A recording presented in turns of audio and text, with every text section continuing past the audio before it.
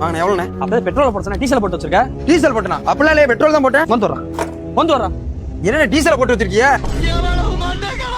10 நிமிஷம் முன்னாடி வந்தா நீ தான்டா போட்ட.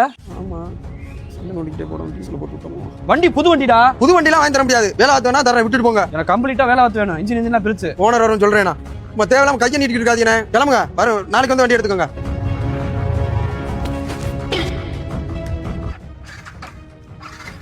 என்ன மாப்பிள்ள வண்டியில பெட்ரோல் இல்லையா? ஆமா மாப்பிள்ள, போன வாரம் போட்டது. அவன்கிட்ட போய் கேட்டா கேவலமா நினைப்பானே. ஒரு 100 ரூபாய்க்கு வந்துட்டு போடுவோம் மாப்பிள்ள, வேற வழி இல்லை. இல்லைன்னா 30 கிலோமீட்டர் ஊட்டிகிட்டே தான் போகணும்.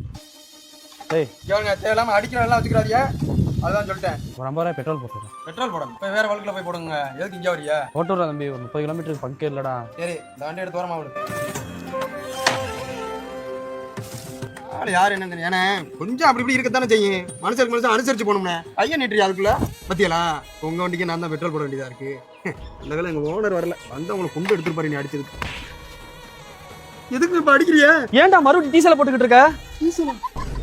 ஆமா, அவனை கூட்டு செருப்பால